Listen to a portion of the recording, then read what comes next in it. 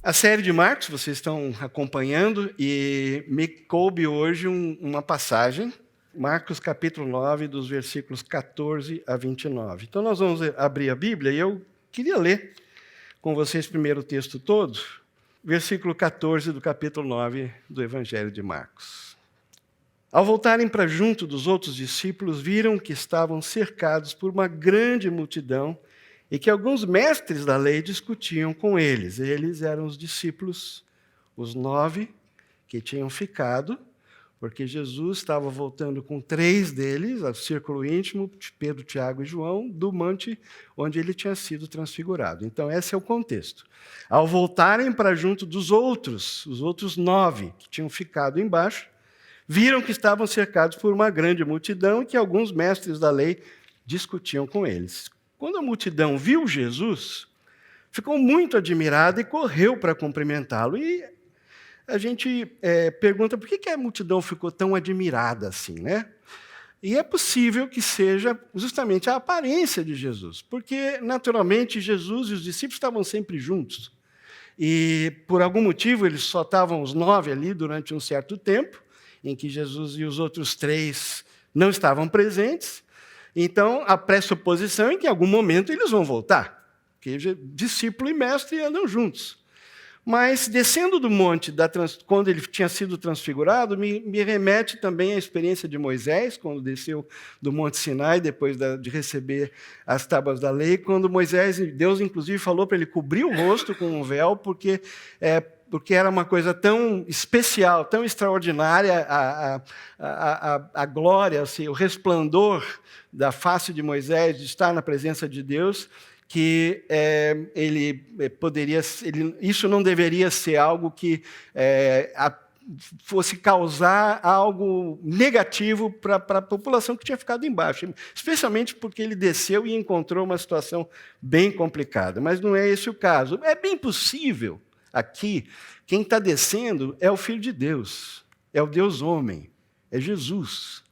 Então, não é de se admirar que a multidão corre para ele, mas talvez até porque na aparência dele havia algo especial. Aquela experiência que ele teve com Moisés e Elias no monte, e o resplendor, né, que ele viveu na presença daqueles 3 discípulos mais chegados, não é qualquer hora que uma experiência dessa acontece.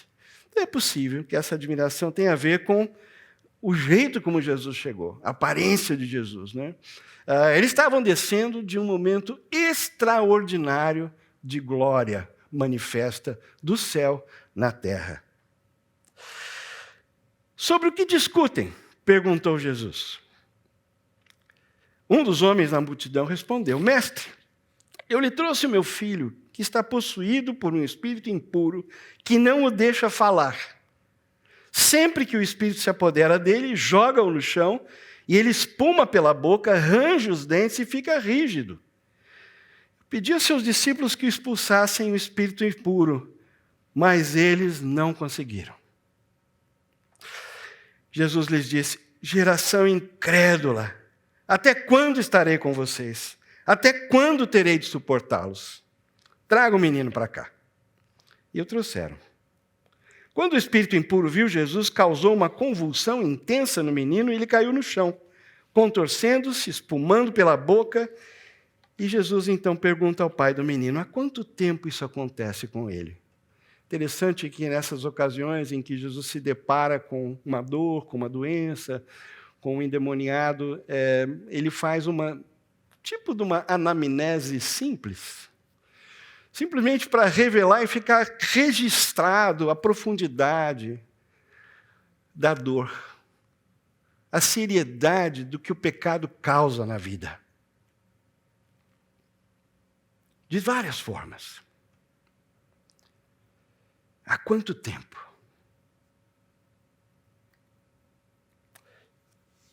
E o pai do menino responde: muitas vezes, desde que ele era pequeno. Desde que ele era pequeno. Então está se referindo aqui a um rapaz. Né? Talvez um pré-adolescente, um adolescente, um jovem. Muitas vezes o Espírito lança no fogo, na água, e tenta matá-lo. E o Pai, então, diz: tenha misericórdia de nós e ajude-nos, se puder. Para quem gosta de música clássica, é o famoso Kyrie eleison. Senhor, misericórdia. Senhor, tenha misericórdia. Que nem aquele publicano que lá no templo também, sem ter coragem de levantar os olhos, se abaixado, agachado, pediu a Deus: tem misericórdia de mim. Kyrie eleison. Tem misericórdia de mim, pecador. Esse é o clamor do Pai. Tenha misericórdia de nós e ajude-nos, se puder. Se puder. Antes de ver o que Jesus vai responder, eu posso imaginar a frustração desse pai, né, com os 9 discípulos. E discípulo significa aprendiz, aluno. Então a pressuposição é que o aluno aprendeu com o mestre e sabe fazer alguma coisa, pelo menos. E Jesus já tinha dado autoridade aos discípulos para expulsar demônios, no nome dele. Mas eles não puderam, não conseguiram. Então essa pergunta, aliás, esse pedido, esse clamor e essa última frase, se puder, talvez indique o fato de que, será que com o Senhor vai ser diferente? Porque como professor, ainda né, o julgamento está aberto. Vamos ver, se só puder. Ele tinha ido buscar a ajuda do Senhor, mas o testemunho dos alunos do mestre não foi muito bom e não indicava assim, uma coisa muito promissora para esse pai. Mas ele clamou.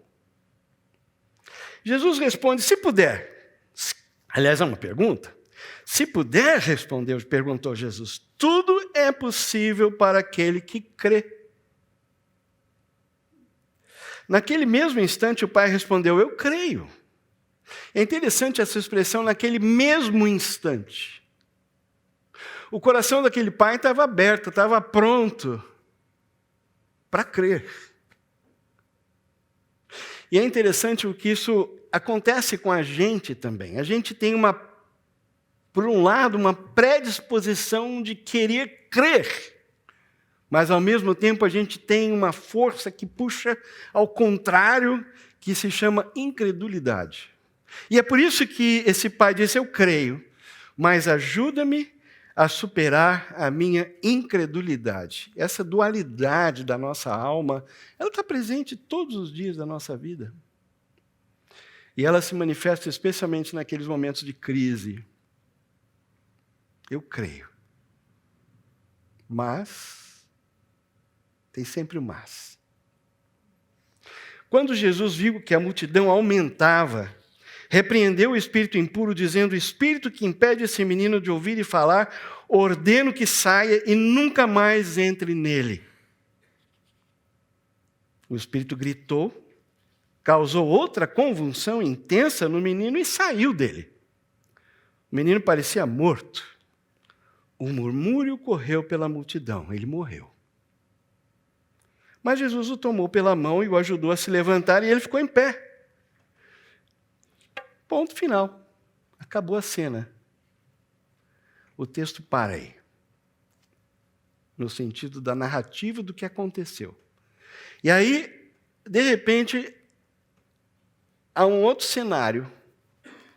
Depois, quando Jesus estava em casa, não mais no meio da multidão, do espetáculo, de tudo aquilo que tinha acontecido, os seus discípulos perguntaram: por que não conseguimos expulsar aquele espírito impuro? E Jesus respondeu: essa espécie só sai com oração. Essa espécie só sai com oração. Eu gostaria nessa manhã, depois dessa leitura, que a gente meditasse um pouquinho sobre o que está acontecendo aqui. E é principalmente importante a gente entender que essa cena da expulsão desse menino ao pé do Monte da Transfiguração, esses dois eventos, assim, como a gente fala em inglês, back to back, né, um depois do outro, os dois ligados, interligados, acontecendo na sequência, é muito emblemático e é uma fotografia do que acontece na nossa vida. Nós recebemos, quem está em Cristo está salvo, nós temos uma herança imarcessível, nós temos uma promessa, Jesus disse que vai voltar para a gente morar na casa dele com o Pai. Nós sabemos qual é a nossa herança, qual é o futuro, a história no fim já foi contada, pelo menos em linhas gerais. Essa é a nossa grande esperança, mas nós vivemos na terra. E nós vivemos na terra olhando para o futuro, né, com essa esperança nos movendo como um combustível para a nossa alma, para o nosso espírito. Mas nós vivemos na terra numa situação muito real, onde o mal está presente, incrustado, ele impera na terra, e não apenas lá de fora, ele também está dentro de nós. Paulo disse, o mal que eu não quero, isso eu faço. O bem que eu quero, eu não consigo fazer. Essa luta acontece dentro e fora de nós. Por isso, quando Rafael pintou a pedido do Papa Júlio II, e essa tela é muito interessante, porque ele coloca na mesma tela, né, isso foi quando o Brasil estava começando aqui a ser colonizado, né, pelos portugueses, essa tela foi pintada. E ali Rafael coloca do lado, na parte de cima, o evento da transfiguração, da glória manifesta em Jesus, a presença de Moisés e Elias e o testemunho dos 3 discípulos, que até queriam ficar por lá, né? Falou, vamos fazer algumas tendas aqui, não precisamos sair daqui, tá? Experiência como essa, a gente não quer ficar longe dela, porque é isso tudo que a gente almeja. A gente almeja glória, a gente almeja o extraordinário. Nós somos criados por um Deus extraordinário e, a princípio, colocados num ambiente, num cenário extraordinário. A criação é extraordinária, ainda é.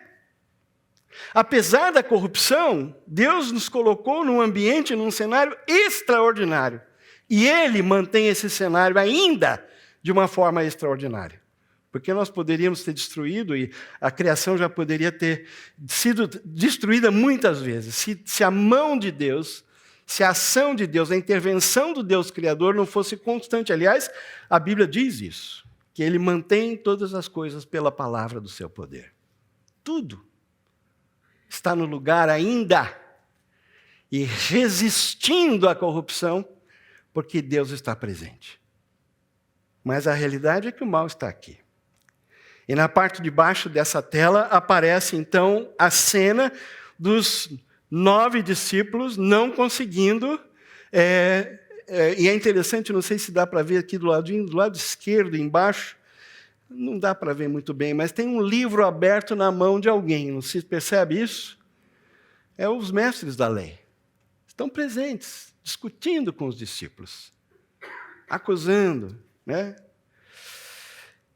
E Jesus sendo transfigurado. As duas realidades presentes. O mal está presente. Está presente no mundo, está presente na nossa vida. Ele entra na nossa vida familiar. Ele está presente nas relações de trabalho. Ele está presente nas relações públicas, civis. Está presente nas manifestações de poder, várias delas, de vários tipos, quer seja do conhecimento e do poder da Big Data, ou, quem sabe, o poderio militar, ou então dinheiro. O poder está aí. E o poder está sendo muito mal usado, por causa do mal. Por causa do mal que está presente. Então eu queria agora olhar para cada protagonista dessa cena com vocês. Eu gostaria até de fazer uma pergunta, mas acho que não tem muito tempo de ficar perguntando ponto por ponto. Mas quando vocês... vamos analisar cada protagonista. E eu queria começar pela multidão, né? Porque ela que se manifesta logo no começo, né? Quando Jesus aparece com os três, a multidão viu Jesus, fica admirada e corre para cumprimentá-lo. Ela aparece em primeiro lugar ali naquela cena, né? Quando eles descem da montanha. O que caracteriza a multidão? Muitas coisas. Eu podia perguntar, como é que você, se colocando no lugar da multidão, vamos supor que você estivesse lá presente, naquele momento, naquela hora, e participando daquilo que não estava dando certo, né? Dos discípulos tentando expulsar o demônio, e o demônio dando um baile, né? Eles pagando um mico tremendo. E a multidão, então, está lá. E, de repente, vem Jesus. Então, se coloca ali no meio. Essa admiração, essa curiosidade. Como é que ele vai fazer agora? Como é que vai ser? Como é que vai ser? Outra coisa é que a multidão é uma expressão, toda vez que você vê um monte de gente, é uma expressão de necessidade. Nós vimos aqui, né? Foi orado nesse sentido. Você junta um monte de gente, você vai ver desigualdade, você vai ver dor, você vai ver necessidade, você vai ver tristeza, vai ver alegria também, vai ver riso. Mas essa mistura humana que denota uma grande necessidade de significado, de propósito, de paz, de perdão, de amor, de acolhimento. Necessidade. E lá estava a multidão. Pessoas como nós, como você, como eu, trazendo as suas histórias pessoais, suas dores. E talvez buscando naquela situação uma réstia de esperança, um caminho, uma seta indicando para onde. Da parte de uma pessoa que estava se revelando como alguém fora de série, que dizia ser o Filho de Deus. Multidão. Mas um outro grupo que está protagonizando essa cena são os três que descem com Jesus, Pedro, Tiago e João. E eu não coloquei nenhuma palavra aqui. Pensa um pouquinho, usa a sua imaginação. Se você fosse um dos três, descendo da montanha na transfiguração, e chega e vê aquela cena, se dá conta do que está acontecendo, o que passaria na sua mente? Que tipo de emoção, que tipo de pensamento brotaria em você? E, se você tiver alguma coisa para dizer, pode levantar a voz e falar. Uma palavra. Como? Indignação. Mais alguém? Anticlímax. Anticlímax. Os três olham para os 9, o que eles podem pensar numa hora como essa? Que papelão, né? Que fracos, né? Se a gente estivesse aqui, a gente está especulando. Mas é possível imaginar que aqueles três, vindo daquela experiência extraordinária, alguém disse aqui anticlímax, chega ali e fala, caramba, né? Voltei para a realidade. Voltei para a realidade. É aqui que a coisa acontece. Aqui é que pega. Pedro, Tiago e João. A gente pode até perguntar, por que será que Jesus deu para eles essa experiência só para eles, de estar com ele no monte, né? A quem muito se dá, muito se requer. O próximo grupo são os mestres da lei. E é interessante a gente pensar que os mestres da lei, no começo, no início, quando Jesus tinha 12 anos, são aqueles mesmos que se admiraram da sabedoria do menino Jesus, que discutiu com eles e conversava sobre a Torá com eles como gente grande no templo. Lembra que os pais foram e ele ficou para trás, aquela história lá. E eles encontraram o menino, 12 anos, discutindo, discorrendo, trocando ideias de igual para igual com os mestres da lei. Aliás, não sei se de igual para igual. mas o tempo passou. E agora o que a gente percebe é que os mestres da lei, como nós lemos aqui, eles estão discutindo com os discípulos e a atitude deles é absolutamente oposta. Eles têm inveja. Eles são antagônicos. Eles estão fazendo oposição e vão começar também a participar da perseguição. Não vai demorar muito. Aqueles mesmos que admiravam o menino estarão presentes na multidão um dia, no futuro, desejando que ele fosse crucificado. Mestres da lei. O que isso nos diz? A religião, enquanto sistema formal, regras, pode, não pode, meio de manipulação emocional, ou intelectual, ou cultural, não tem nada a ver com o discipulado de Jesus. Nada, nada, nada a ver. E a gente vê isso presente no primeiro século, quando Jesus veio à Terra. Porque exatamente esse foi o grupo que mais se lhe opôs. Foi o grupo que dominava, vamos dizer assim, religiosamente o povo. Eles, inclusive, tinham um cambalacho com os romanos, porque por causa da rigidez como eles dominavam e controlavam culturalmente, socialmente, economicamente, o povo de Israel, os judeus da época, isso interessava muito a Roma, porque Roma não tolerava insurreição, independência, pensamento livre, movimentos. Então, Roma não tolerava isso. Qualquer tentativa, inclusive a gente vê isso já mais para frente, no julgamento de Jesus, o prévio julgamento, um dos argumentos de julgar Jesus e de segurar Jesus foi justamente isso. A gente vai perder a nossa posição confortável de dominadores, de controladores do povo. Jesus é um perigo. Porque ele está oferecendo liberdade, ele está falando fora da caixa. Não que ele diga que a lei não tem sentido e que aquilo tudo que Deus falou não tenha valor, tem. Mas ele está mostrando que a questão não é de fora para dentro, mas é de dentro para fora. E que qualquer uma, não importa a sua condição, pode, sobrecarregado, cansado, chegar até ele e encontrar alívio. Encontrar esperança de novo. Isso incomodava demais. Demais. Porque, de repente, eles estavam vendo uma exuberância de vida, como aquele... lembra daquele cego? Uma coisa eu sei, eu não via e agora estou vendo. E no segundo ou terceiro encontro, eles falaram, você é cheio de pecado, está querendo ensinar para a gente?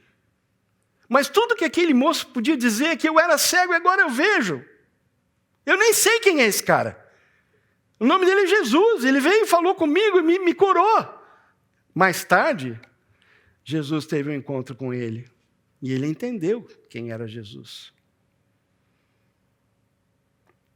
Mas essa liberdade, essa exuberância da vida em Cristo, que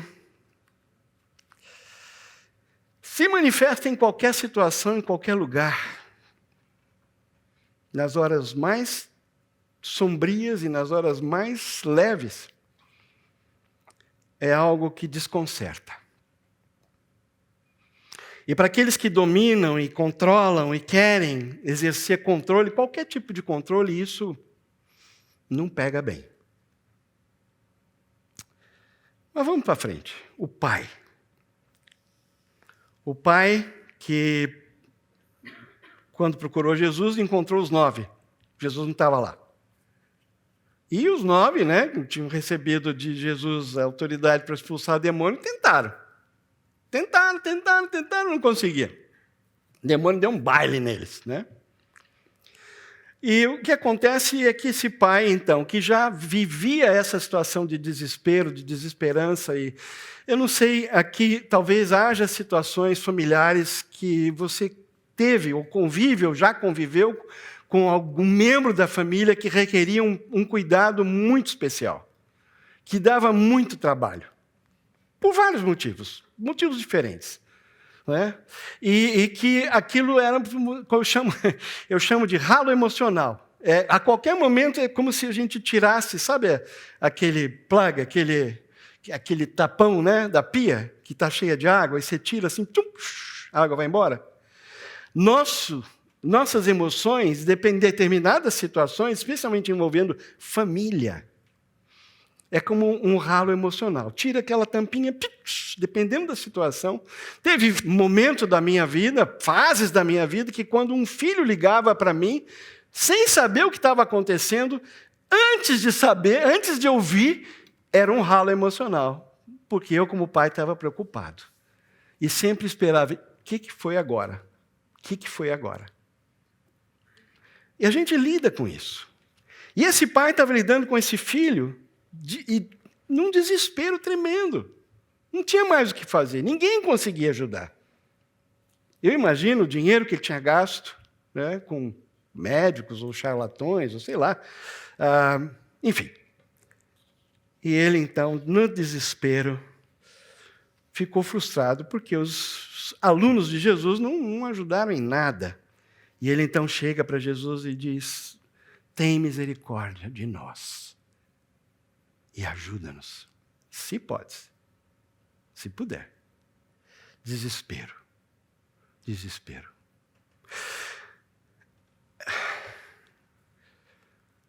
Eu não sei como é que está a sua vida hoje, mas eu imagino que haja, possivelmente, pessoas entre nós que estão vivendo situações muito complicadas, muito complexas, e de várias naturezas. E talvez no seu coração, e você está se segurando, está conseguindo, né? Com remédio, com terapia, com desabafando e tal, mas assim, lá no fundo, você sabe que você não está vendo uma luz no fim do túnel. Desespero. Desespero é desesperança. Como é que eu vou fazer? Talvez haja pessoas assim, aqui hoje, com esse sentimento. Com situações crônicas na sua própria vida ou na vida de pessoas muito próximas, que parecem não ter solução.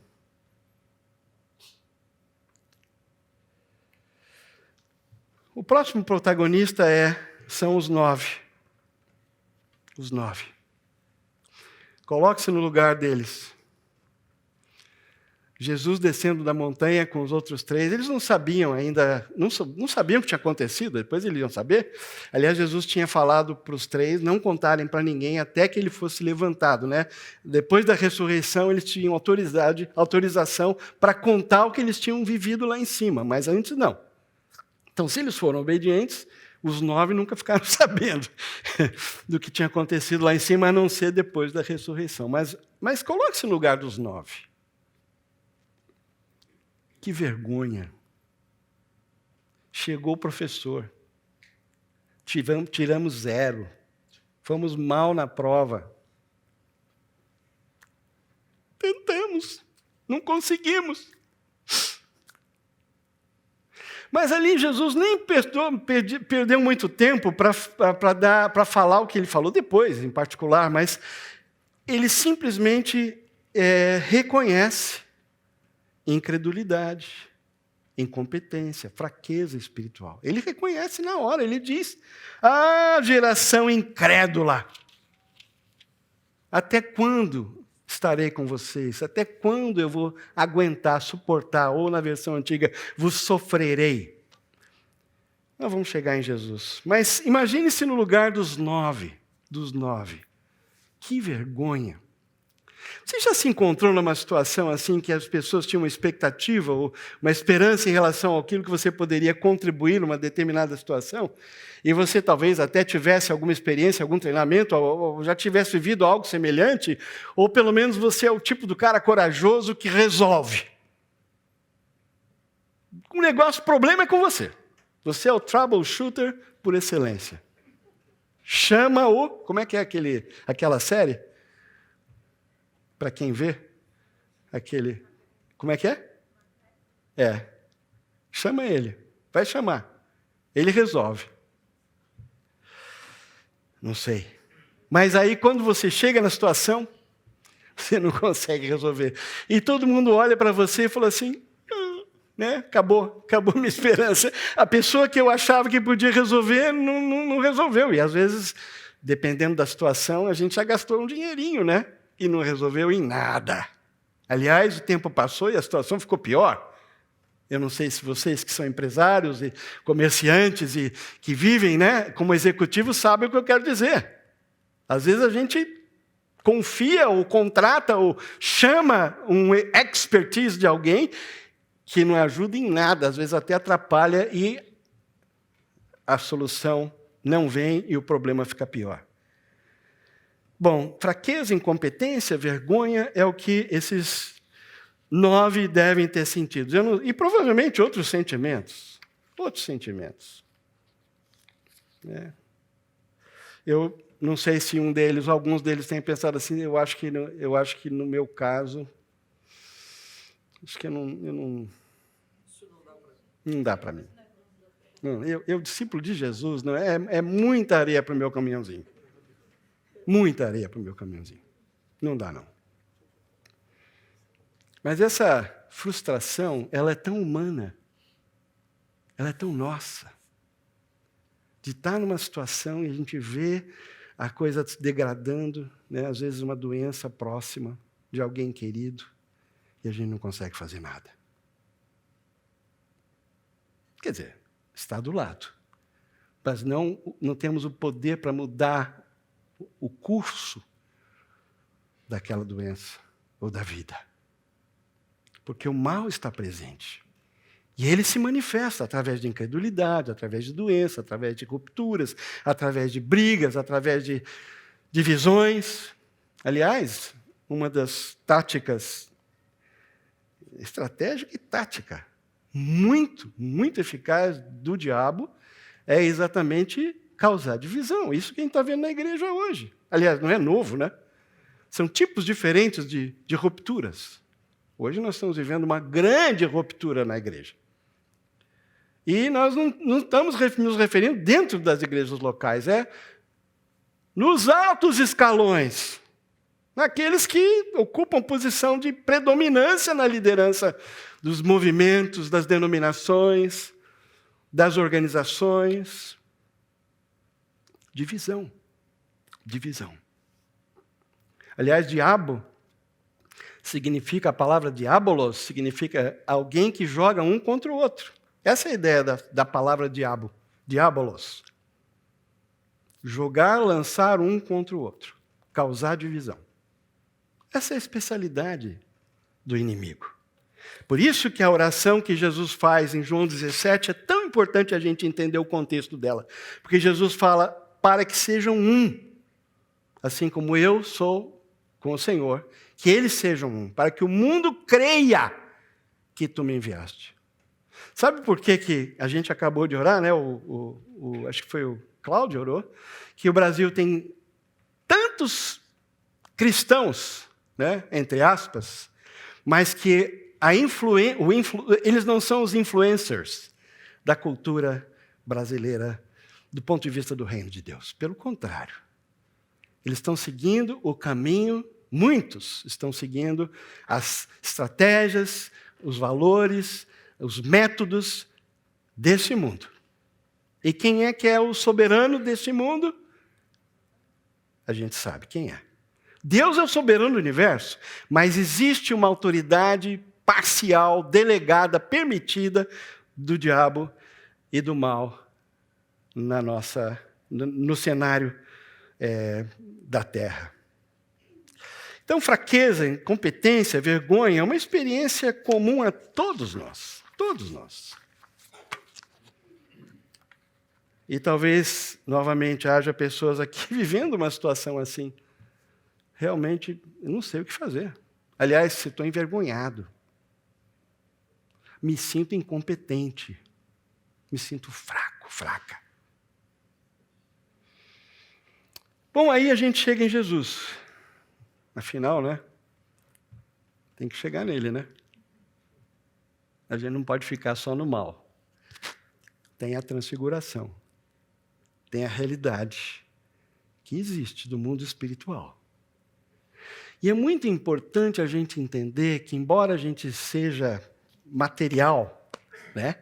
Concreto, um monte de átomos, né? Que ficam juntinhos com esse formato e não se desintegram, embora essa seja a nossa realidade, vamos dizer, humana, carnal, não é tudo que existe. Os nossos olhos não enxergam tudo, nosso coração não sente tudo. Tem muita coisa acontecendo que a gente não percebe dessa forma, simplesmente pelos sentidos naturais. Existe uma batalha, um conflito de natureza espiritual. E nós sabemos disso porque está revelado nas Escrituras. Então, quando Jesus chega e ele vê aquela situação, e ele declara: geração incrédula, até quando estarei com vocês? Até quando terei de suportá-los? A gente pode pensar, mas espera aí, Deus é amor, Jesus é amor. Ele está dizendo que não aguenta mais o pessoal? Está doido para ir embora, voltar para o céu? É isso? Olha, eu não quero ser herético e eu não quero afirmar com certeza, mas pode ser que tenha um pouco disso. No sentido de, aqui, quando ele desce da glória e se encarna, ele sente na pele a influência, o poder do mal, como o mal está entranhado e dominando as relações, as pessoas, o que está acontecendo. Como o diabo está realmente operando de uma forma efetiva.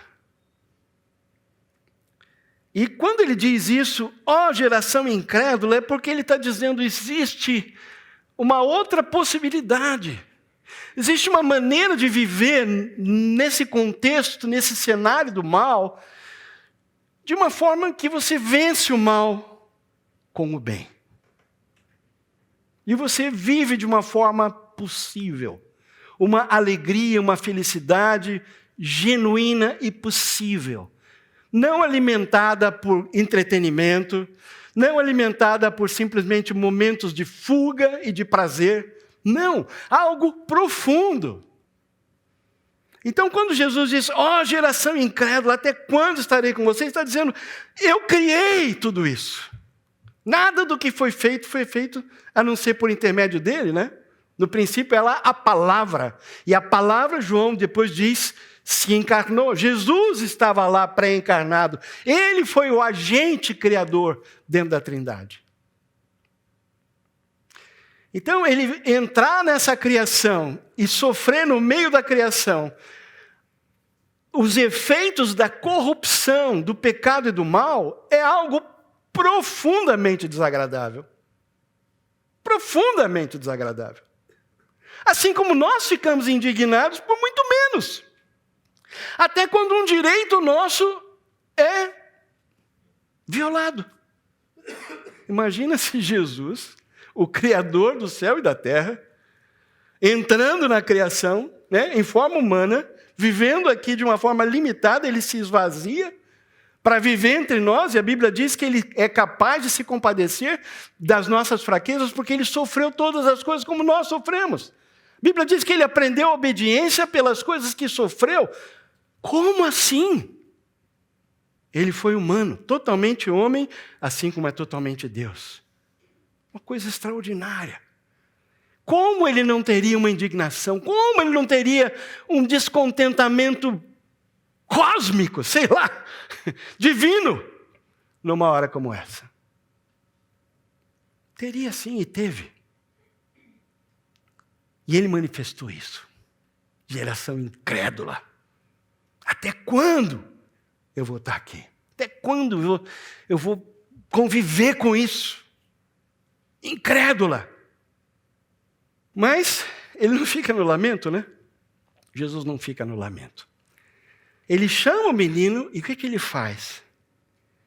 Ele simplesmente... Bom, primeiro que o demônio já percebeu que acabou a festa, né? Acabou o espetáculo. Ele deitou e rolou durante um certo tempo, mas agora acabou. Que chegou o cara, né? Chegou quem pode. Chegou o mestre. E o Espírito ainda teve a audácia de se manifestar pela última vez, né? Tudo que ele podia fazer, ele fez. O que ele podia fazer? Jogar o menino no chão, espumar e tal, pá. Tudo que o Espírito... Esse era o limite do poder daquele Espírito, era isso. Imagina só. Grande poder, hein? Enorme poder. Jogar alguém no chão, que fica rígido, espumando. Mas ali estava o Criador dos céus e da terra. E o Espírito reconheceu quem que estava ali. E fez lá o seu espetáculo, fez a sua manifestaçãozinha e tal, pá, como a gente já vê em outras passagens também no Novo Testamento, quando Jesus fica próximo, né, e o Espírito pede para ele, por favor, não nos atormente e tal, quer dizer, eles sabem. Eles sabem o que espera por eles. Mas ele finalmente liberta o menino fica bom, a multidão, como sempre, ou quer ver sangue ou quer ver cadáver, né? Morreu. Quer dizer, não é tudo isso, né? Quer dizer, o Espírito foi embora, mas também o pai vai ter que enterrar o filho, né? Ficou livre do filho. Ficou livre do mal. Agora enterra. Coitado, agora o pai vai poder ter paz na vida.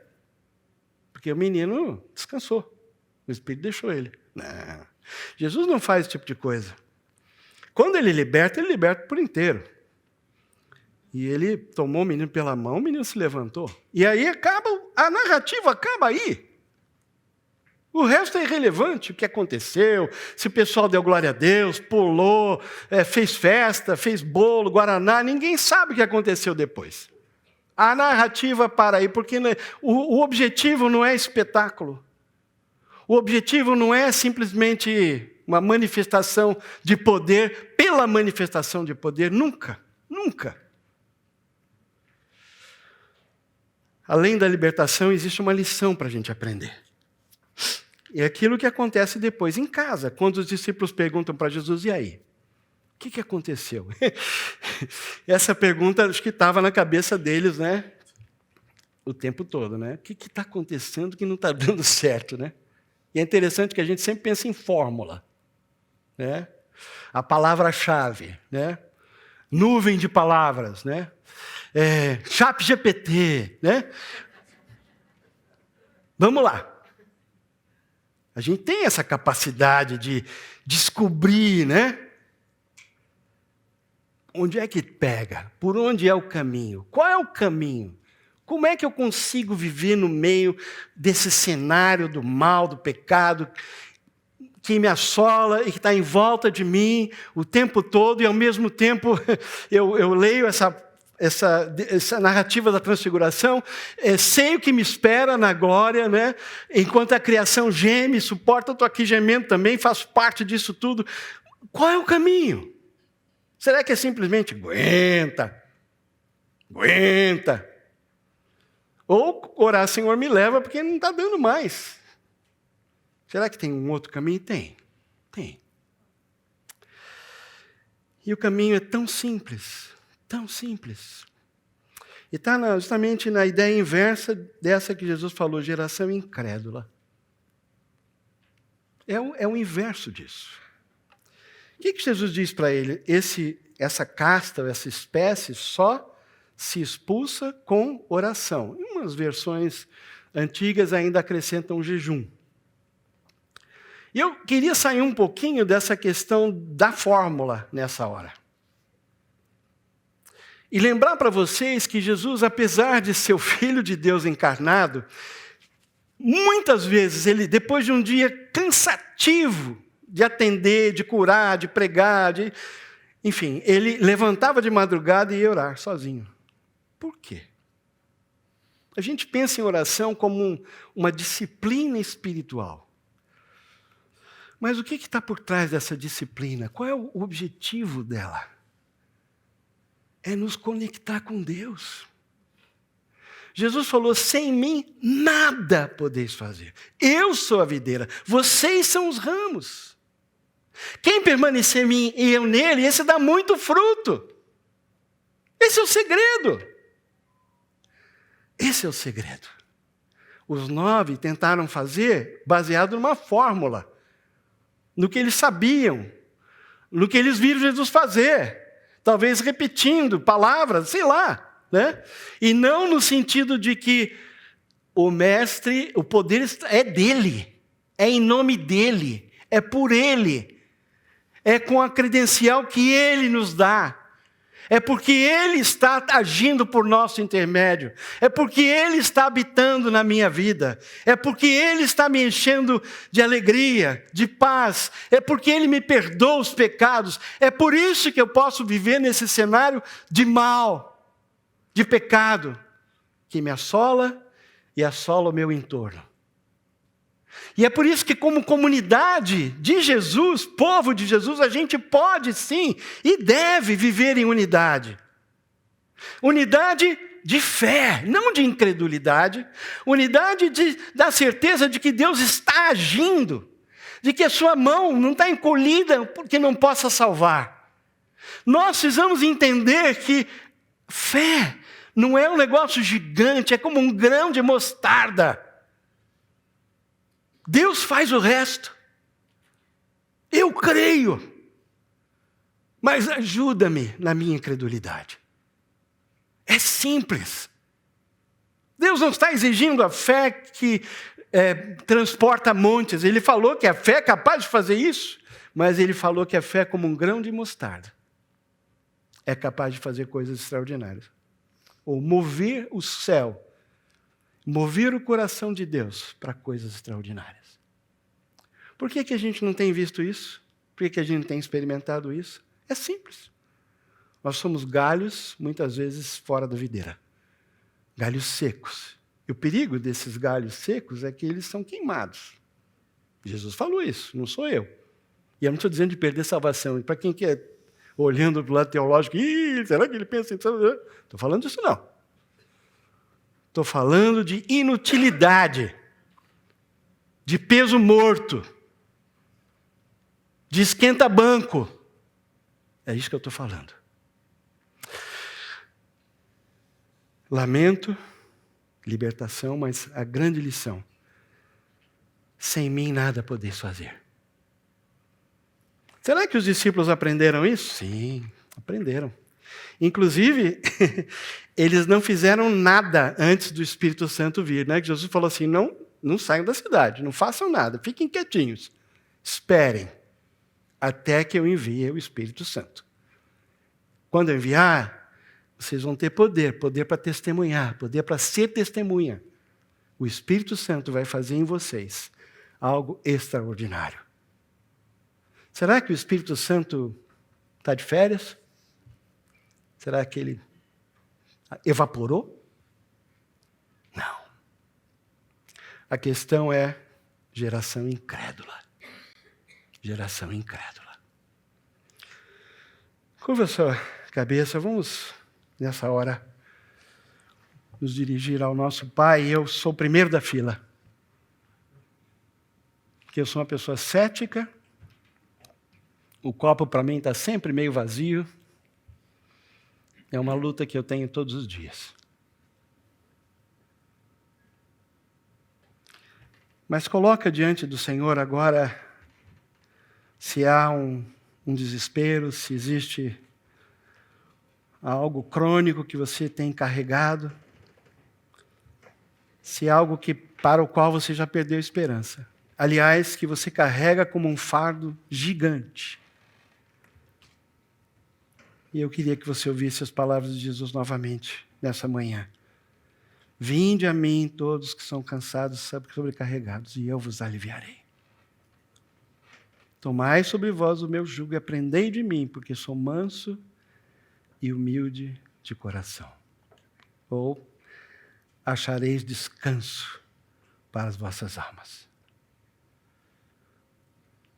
É no descanso em Cristo. É galho na videira. É nele que a gente vai conseguir viver num cenário onde o mal está entranhado e ganhando terreno, inclusive dentro da seara do Senhor. O joio está sendo plantado constantemente. Mas nós podemos viver nessas circunstâncias e nesse cenário, sendo mais que vencedores por aquele que nos amou. É em nome dele que nós pedimos agora, como aquele Pai. Tem misericórdia de nós, Senhor, e ajuda-nos, porque sabemos que o Senhor pode. Amém.